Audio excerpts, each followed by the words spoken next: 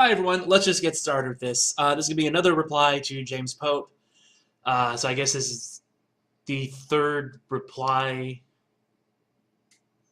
to him, I guess, and my fourth video about the Occupy stuff, which quite frankly I'm tired of talking about, to be honest, but here we go.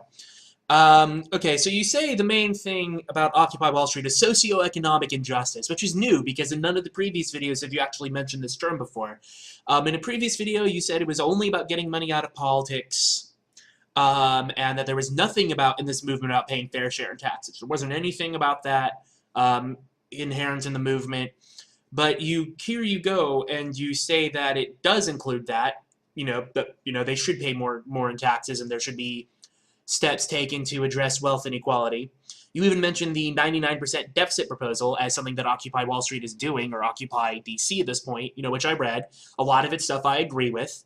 But in this, it has language such as, quote, the country needs to put in place policies that reduce the wealth divide and share wealth fairly so that when the economy grows, it benefits all citizens, not just the 1%. And then it goes on to refer to unfair taxation systems, loopholes, etc.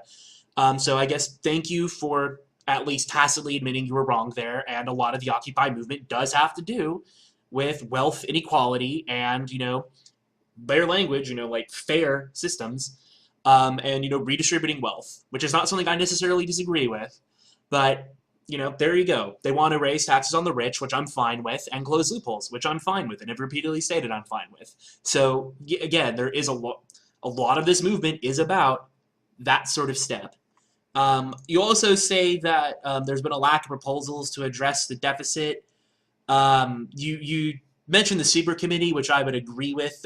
They didn't accomplish their job, but that was mainly due to the fact that Boehner put in people who purposely wouldn't do anything. There have been proposals to address the deficit, like Bull Simpson being the primary one that I'm aware of. There's a few others as well. But there have been proposals, so just with the Republicans being completely obstructionist, they're not going to get passed.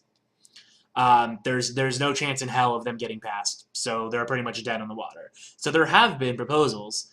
They're just not going to go anywhere. And I'd like to say, for the record, that the 99% deficit proposal won't go anywhere either under the current makeup of the House and the Senate. That's just a fact. It's not going to go anywhere either until the makeup of the House and the Senate changes, which we'll address later. You referenced and showed the clips of me quoting you about wealth inequality, but then you say that doesn't mean you're campaigning on it, or you say, even though you did say those things, you weren't campaigning on it, and you're not trying to enact higher taxes on the rich or wealth redistribution. But then my question to that would be, then why are you bringing it up, and why are you quoting people who want to do this and saying, this represents Occupy, when they clearly want to actually do these things? If you don't want the problem, you say you want the problem remedied, but you're not campaigning on it, but it's not part of Occupy, but then it is. So really it kind of seems like, just in isolation to me, it's like someone saying, wow, guys, that fire sure is burning down that orphanage. Then some other guy says, so you want to go put out the fire? And then the first guy says something like, what? No, I've not campaigned on that. You might be able to imply it from my statements that it might be true and might need to happen, but no, that's not what I stand for, even though my entire motto of me and my friends, club called Let's Put Out the Fire at the Orphanage Club, that's our entire motto and a raison d'etre. But no, that's not what we're really trying to do. It's about this other thing instead. You're called the 99% because you're talking about how much wealth the 1% has, which you've stated. So clearly, that's one of your main concerns, The getting rid of corporate influence in government and getting money out of politics is just a way to eventually accomplish that end goal. Because if you accomplish getting out corporate influence or, say, money out of politics, and then the wealth distribution and all that stuff remains static, you wouldn't be satisfied, nor should you be. The eventual goal is to correct the fact that so many people have so little and so few people have so much. That's the eventual end goal, as I understand it. So, of course, this is what you'd want to accomplish. Everything else is just a means to an end, and you figure, rightly so, that you're not going to be able to get to that point until you manage to find a way to get to either remove money from politics or you find a way to circumvent it or negate that advantage, which we'll get to in a little bit. You say I have a lack of understanding of opinions different from my own. No, I really don't. The point is, though, that you're saying that you want to add transparency to the system, and that'll naturally affect everything, but that's never happened in history. It's not happened. It's not like the redistribution fairy is going to come down and wave a magic wand. At the end of the day, once you get your transparency, once you get money removed from politics, you're going to address these issues, the massive inequality, which is the root issue here, through increased taxation and through redistributive policies and through better social welfare programs, which are all things I support and I've argued for here for, I don't know, the 2.5 years I've been here now.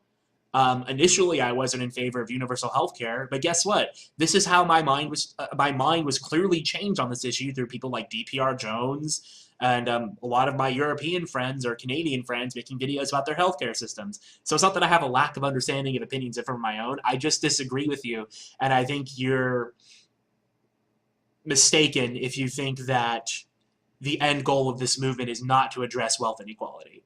Fun. I accidentally closed my notes. There we go. So, and there's another problem I have with this movement is that there's obviously entrenched corporate interests in politics and entrenched political interests. And the thing that gets focused on primarily through that, the thing that gets primarily focused on with that is campaign finance reform is the primary method of addressing that specific issue.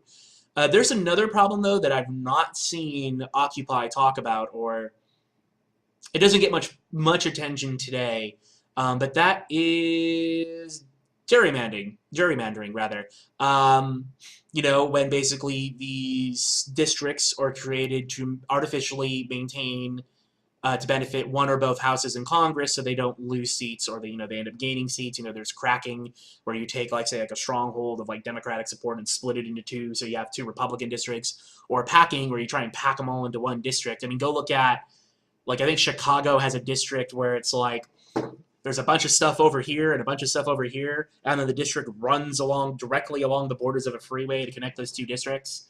They make no geographic or really political sense. That's another thing that keeps incumbents in office, which makes them beholden to special interest groups, not just corporate, by the way, because there are obviously other special interest groups. Like AIPAC would be one. There's that sort of thing that needs to be addressed and needs to be looked at as well. And I think that would go a long way towards solving a lot of our election problems, because people wouldn't be nearly as secure in their seats if they weren't crafted in a way where, it's, say, 70% Republican or 70% Democrat, and, the few hyper-partisan people who show up at the primaries, which is another problem, can go and just make sure that no one gets, that only the most radical of partisans on either side get elected. I think that would do a lot to change things and level the playing field, which is something else that I wish people would talk more about. But now on to the West Wing quote. Sorry about the coffee. I have not slept much, so I need it. Okay, you've never seen the show, James, and I should have, if it wasn't illegal and I wouldn't get DMCA from NBC, I would have put the full clip in my video. But I actually found a clip online of it. I'll put a full clip to this scene in the video, James, because I think this would explain a lot of what I'm referring to and what everyone else who's watched The West Wing is referring to with this that you don't get. Because there is a lot of context lacking in this. The guy, Sam Seaborn, left a job paying $400,000 a year to go work in government because he was a progressive and wanted to actually, get progressive stuff passed under President Bartlett in the show. So, he wanted to better people's lives. In the thing, they ask him, so do you want to cut taxes on the rich? He's like, no, I want to cut taxes on people who actually need it, and who would actually benefit to cut taxes on, so, the poor and the middle class.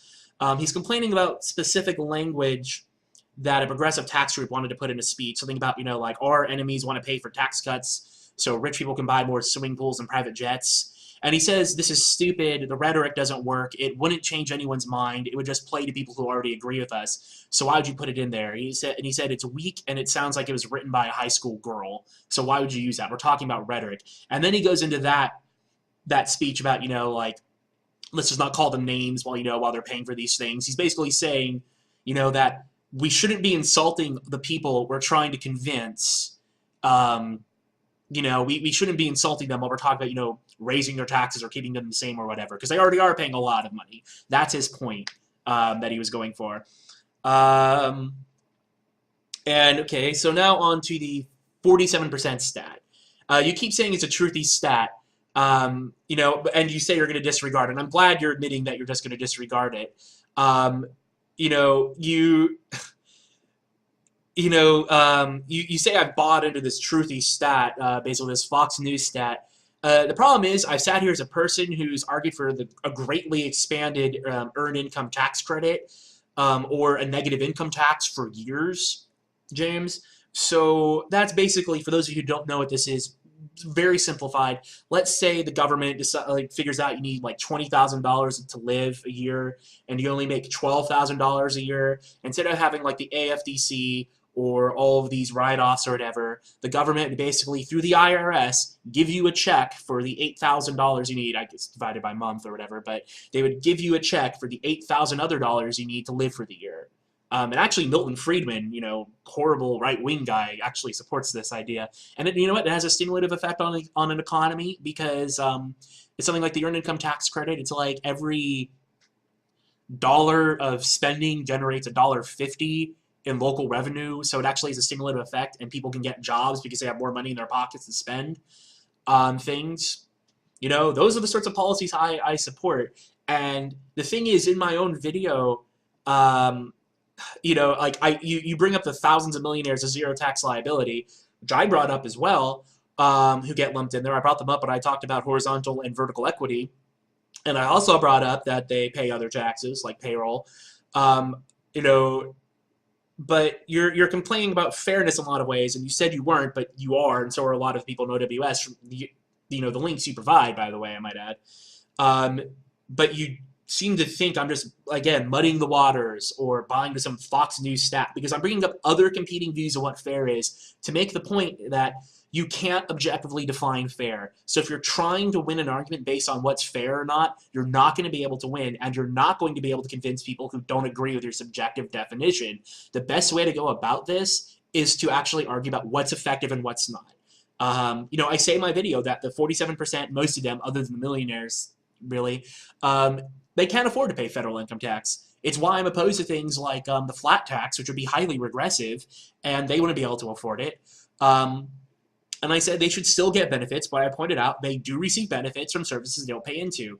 And when you're talking about fairness, which again is subjective, that is something that's important to consider if you're talking about fairness, which is how I brought it up. I didn't bring it up and say 47% of the people don't pay anything into the general revenue stream because they're a bunch of lazy leeches and we should just throw them in the acid mines or whatever, like a lot of your viewers seem to think. I said they don't pay into the general revenue stream. They don't pay federal income tax, which is true. And then I said, I don't care if they don't, because they can't. And the only way the system's going to work is if they have these social services. I don't care if someone pays in. I'm not a fucking anarchist or a what do you call it? I guess anarchist or a hardcore libertarian. You know what? If I have children one day and I send them to private school because I'm able to afford it, I'm not going to sit there and vote down any increase on public school system, because a public school system benefits me and my children, even if I never went to one or my children don't go to one.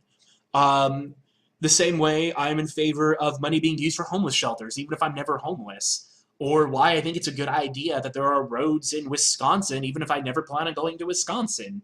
You don't have to pay into. You don't have to benefit from something to pay into, or directly benefit to pay into something, and you don't have to pay into something to directly benefit from it. These things are public goods. Now, if we're talking about like a toll road or something else, then yeah, it's a bit iffy if someone doesn't have to pay for the toll road to use it. But in general, these things benefit society, which is why I support them and why I don't care if people who can't afford them get them. That's the whole point of having social programs and a social safety net. They're for people who can't afford them.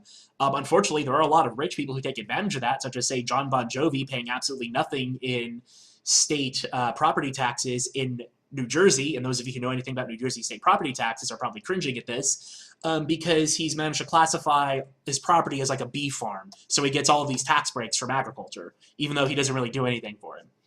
You know, it's stuff like that. So it's not a truthy stat. It is a true stat. Neither have I used it to mislead people. And I've also, again, said that I don't care if they can't pay into the system. The only reason I brought it up is because those sorts of things are important when you are talking about definitions of fairness, which, again, is why my whole point of that was you can't define fair. It's too confusing, which it is, and you're never going to be able to get everyone to agree on it, or even a majority of people to agree on it. So you just leave it alone and talk about what's effective and what the system needs to work. That's a far more productive conversation, as can be seen by the fact that we're now, what, 8 videos into this exchange, and we're still talking about the definition of fairness and whether or not it matters, even though we both essentially agree that at the end of the day, it's about what's effective that matters, not what's fair. Yet here we are still talking about fairness and that stat, which is the entire point of bringing this up, is because you can't have an actual argument about fairness because no one's ever going to agree. And you know what? Even if it was patently unfair, like even if the whole 47% don't pay income tax thing was objectively proven to be unfair, like absolutely unfair, I wouldn't care. My response would be, sucks to be the 53%, you know? That's the whole point. It's not what's effective, not what's necessarily fair. The system needs it to work, therefore this needs to happen, or the system will collapse. And you don't like the fact that I've spent more time on people reacting to police brutality than police brutality itself. That is a fair point. I have done that because primarily I didn't have a YouTube channel when a lot of this was going on because I was off because of what Brett did. But, you know, I've talked about this in Facebook and other stuff, you know, just because I make videos on what interests me. Sorry about that. That's an automatic alarm thing I can't turn off. So I have to deal with this. That's an automatic. God damn it. And you know what? I don't have an editing program on this computer, so I can't do anything about this. So there we go. Sorry about that. Since I don't have an editing program, that little malfunction will be in the video. Where was I? Right. I make videos on things I want to make videos on. There are a lot of topics I really care about that I end up not making videos on for various reasons. The reason why I commented on those issues is because I saw a lot of your friends, like, you know, Eden's Cancer and Snarf, making comments saying that we should just go kill all the police officers. Listen to people like Voctor say we should send the U.S. military in to fight the cops. On one hand, you know, declare martial law, essentially, but then on the other hand, claim the United States is going to declare global martial law and take over the entire planet. I, you know, didn't have a channel when most of this was going on, and I don't like police brutality. Do I need to make a video condemning the Nigerian bombings that the bombings that happened in Nigeria on Christmas, you know, yesterday? No, I don't think that's necessary. I don't really like police brutality. I think that's fairly clear, like you say. I've talked more about the reaction to it because that interests me on a more intellectual level than the actual police brutality. And I think that if you overreact to what the police are doing and go about responding to this in the wrong way with shit like, let's go kill the cops, there's going to be some dumbass who actually takes that seriously and actually opens fire on a cop, which would make the situation get a hell of a lot worse. I mean, you keep bringing up the civil rights movement, which I think is good, you know, to draw comparisons. Go look, you know, Martin Luther King Jr. He wasn't in favor of any violent response to the cops, even when, you know, he and everyone who supported him were getting pretty much massacred in the streets. I think it's important to remember that, and that's what I don't want to happen. I don't want some dumbass to see those sorts of comments and start actually going and killing police officers. I think that would not end well for anyone involved. That's my main worry. So down to the port shutdown. The labor union didn't agree with the shutdown at the end of the day. you don't represent the union workers. The workers choose their own representatives. And it seems to me that you're infantilizing the workers by basically saying that the representatives, you chose these representatives, so even though you had to choose these, you chose these people who are representing you, we're going to represent you instead, even though you didn't select us and you actually selected these people to represent you. And we know what you actually want and how you really think. I mean, we're talking about the same union that I believe it was a train they stopped and they dumped, they got in a huge fight there actually.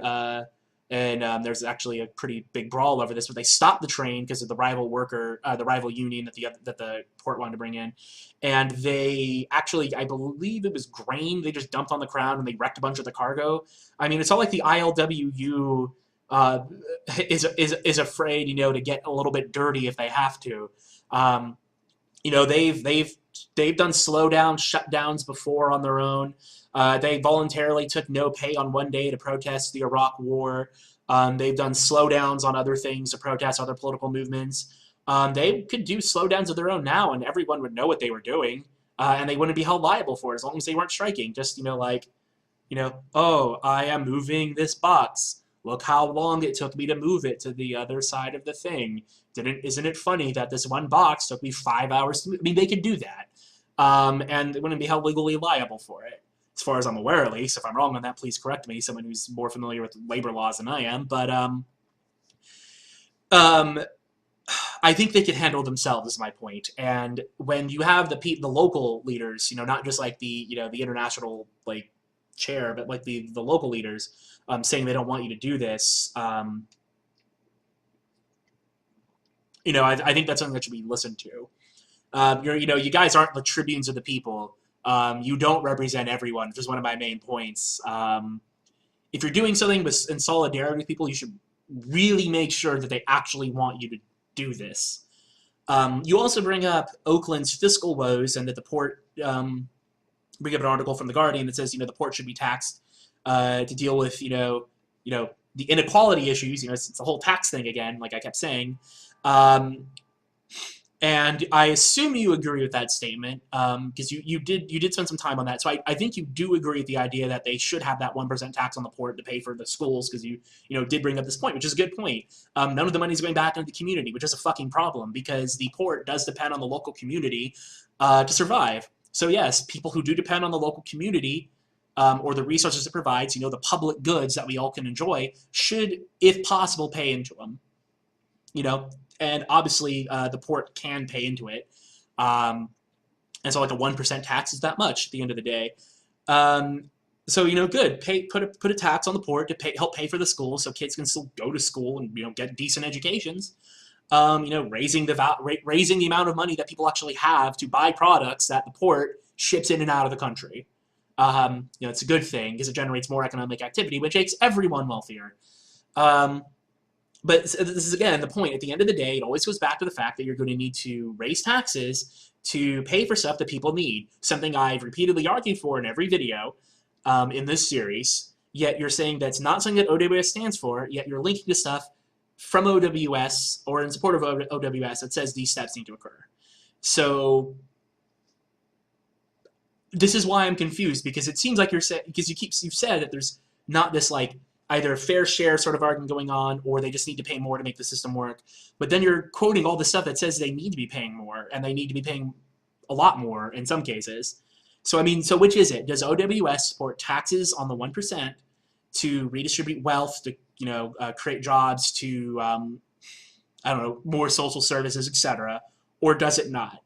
Do you want to do something about that, or don't you? Because, again, the political corruption thing, that's not all you want to fix, clearly, because, again, if wealth just remains static after that point, it's not like anyone would really be happy. Certainly the people who don't have jobs now wouldn't be happy. You also say I should be in awe of a grassroots movement spreading out and tackling so many issues at the same time. But that's the whole point. They're tackling all these issues when you've directly said the only thing they care about is campaign finance reform. And I have said it is impressive how they formed this movement through primarily word of mouth, the internet, etc. They don't have, that George Soros is funding this story was bullshit, etc. maybe he should fund some of this. Maybe a lot of people should, like Michael Moore, who tried to co-opt this for Bradley Manning and a bunch of other stuff like that. But it's not just about campaign finance reform and getting money out of politics. There's other stuff involved there too. There are deeper issues that have gone on for longer than that. And like I said, if you, this is one of the points I brought up against people who are saying you shouldn't vote. I said, all right, so you managed to get thousands upon thousands of people to actually physically occupy stuff, but probably tens of thousands, hundreds of thousands, if not millions of more in this country. You've managed to mobilize them at least to the point where they're talking about this. So how about you turn that organization into something that actually affects real change by getting people in office? That was my point. Because people kept saying, oh, you can't win. Like, when I brought this up, people said, oh, well, you can't win because, you know, the rich will just dump millions of dollars into election campaigns. And I'm like, well, clearly, even though everyone's claiming there's like a media blackout on this, which in my opinion, there's really not. They're not covering it superbly or maybe even well, but they're still covering it. Even though there's apparently this huge media blackout, quite a few people know what's going on and are active about this. So clearly you've shown that you can do something despite the amount of wealth that the rich people have. And at the end of the day, one rich guy, even if he has like $100 billion, which none of them do, but if they did, like, all you need to outweigh him is two people. And since there's only 1% of people with all that money, and there's 99% of you, you know, you could really just steer this thing. I mean, you really do have all the power at the end of the day when it comes to the actual mechanisms of voting. And you've shown that you can actually organize a movement through grassroots effort with little funding from major players and get people to show up in parks and to protest and do whatever.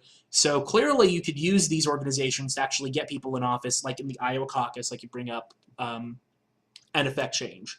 Yeah, every time I say this, I get shouted down and basically accused of being some sort of corporate shill. Funny how that works. You also say you think people should battle misinformation, yet you're willing to spread your own misinformation to get your movement more credibility and more attention. You say, like, you ask me, like, well, if Fox is telling the truth, how is cops killing children true? Even if Fox is telling the truth about this, your whole cops are killing children story isn't true unless you're a pro-lifer who believes that life begins at conception. Flat out. At the end of the day, unless you believe life begins at conception, cops are not killing children. So, do you believe that life begins at conception, and are you a pro-lifer? I know those two stances aren't necessarily linked, but they have a very high positive correlation. They're not killing children. You hyped up a news story that did not have much, if any, evidence at it at the time, and it's still very dicey as to what actually happened. And I would point out the fact that there was another story where a pregnant woman who is 9 months pregnant supposedly beat and miscarried, the one that was on Tumblr. There was no evidence attached to it, no name, and nothing else, and then it was removed a day and a half later. But I saw that spread like wildfire. A lot of the same people we talked to and know spread that like wildfire without any evidence of it. The whole point is, that you don't inflate news stories and you don't put forward bullshit headlines. You say you are willing to hype up stories to get your movement credibility. And yes, I do consider that lying, and I do consider that dishonest. And that is what Fox News does, hence a comparison. That's yellow journalism. Remember the whole death panels thing? Obama's apologizing to our enemies tour that Fox News made up? Where Obama says, the United States has acted improperly in the past, and apparently now he's apologizing, to Bin Laden, is how it gets spun. That's the problem I have. You admit you're willing to engage in the same tactics, yet you're accusing me of being truthy and, being misled or misleading accidentally or whatever it is. You also say it's almost like your side would rather cheer for failure rather than be on the side that at least tried. And this is the thing that really pisses me off, James. Clearly I want to cheer for failure and I want everything to fall apart, which is why, of course, I've educated myself on these issues for years. I've corrected myself where I'm wrong, which is why I support things like universal health care and greatly expanded social programs. It's why I said in my video, that's why I've cared about these issues for years before Occupy Wall Street came along on, September 17th or whatever it is. why I said in my video that Occupy Wall Street needs to get out and vote and affect change. That, you know, it's why this is apparently why I think your movement should fail. And apparently this is evidence of me, you know, just cheering on failure, telling people if they have grievances, they need to get out there and actually do something about that, get involved in the process, and you can actually affect change rather easily, especially in the primary system at the state and local level. And even at the congressional level, because no one votes. No one votes in those. That's the easiest way to make changes. Wild Bill for America gets this. Why do you think in every video he keeps telling Tea Party people to show up at local elections to get people elected to the school board so they can start with the children? They can start with the fucking children and basically destroy the country that way, because they can't completely win at a congressional level and get what they want. So they're going to start when they're young, and they're going to fill their head with Tea Party propaganda and lies, so they think basically that the government's evil and no one should get a handout from the government, and that taxes are fundamentally wrong and theft. That's what they're going to do, and that's why I keep saying people need to get involved in local elections, get people elected to even the city councils, the local school boards, you know, their state legislatures, and yeah, Congress and the Senate. Sure, you're not able to get someone elected to the presidency now, but you can build a power base and actually get the laws passed that you want to get passed at a state or local level. And that's what people don't seem to understand. You can fucking do these things. I mean, go back to the OWS, the port thing. Property taxes aren't done at a federal level; they're done at a state level. So you want you know, the port to pay more money into the local economy. Then we'll just get your local government, people in local government, and then put a tax on it, or the state government. You know, you need people in the state and local government, especially in like California, to get Prop 13, that's another thing. I'm not going to get into that. That's what you have to do. Get people in these fucking offices. And that makes me cheering for the side of failure, because I want people to actually get in and affect these changes that I largely agree with. You know, so me telling people, Occupy Wall Street people, that unless they get out to the primaries, local elections, and eventually the ballot box in general, that the system won't change, that's me cheering for failure. You know, I'm telling these people if they want to achieve their goals, this is how they can actually go about it and get this done at the end of the day. So why don't I agree with Occupy Wall Street? I think I've covered this rather in detail now. I don't like blockading street supports. I don't like tactics. I don't like people who are willing to lie for their movement. I don't like a lot of the stupid commenters on your videos or a lot of your friends who seem to think that I'm some money-grubbing, trickle-down corporate elitist who believes in disaster economics, when I've sat here for years arguing against these policies. Or people who, you know, like Bamboo for whatever, who call me a Nazi because I don't think we should summarily execute people we capture on the battlefield like he does. You know, that Wunderkind Palace, who thinks I've single-handedly created an anti-OWS lynch mob in the free thought community, whatever the fuck that is. As an aside, Palace, I'm not part of any so-called free-thinking community, and neither would I want to be associated with a bunch of twats who claim to love free thought, but then say anyone who disagrees with them clearly isn't a free thinker because they don't absolutely agree with us.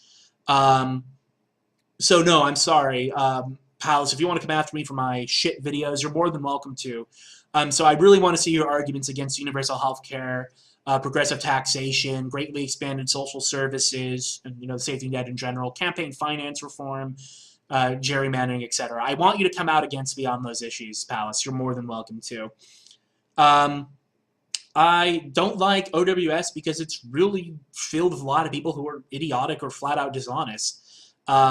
I mean, you want to criticize me for going after minute things or tactics? I mean, what, you have a problem that I make long, rambling videos like this one about topics that interest me? I mean, sorry, James, you have a problem with me talking about why I don't like the fairness argument and why I think it's impossible to define it, which is why I think it should be left to the wayside. You know, sorry. That's all I can really say. You know, I don't ask you or any of your followers or anyone else to watch my videos, comment my videos, subscribe to me, rate my videos, or respond to them at all. So if you find them boring, or if your friends want to paint me as somehow unaware of these social ills that I've at least tried to do my small part to correct by over the years by arguing against fixing them, going out and voting, or donating my money, what little I have, to things like well, it doesn't matter what charity groups, but, donating what little money I have to charity groups, or actually participating in various charity events here and stuff, as much as I'm able to. You can do that. I get it from the right.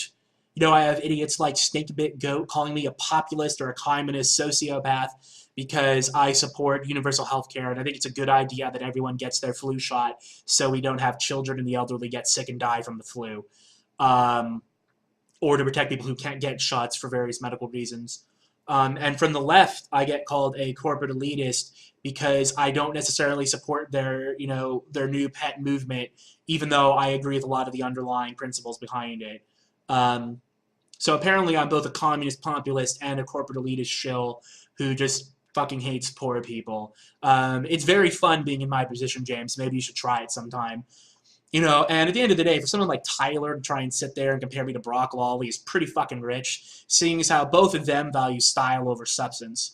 I'm sorry if I like to have facts on my side and I just want to jump into some movement because it's popular.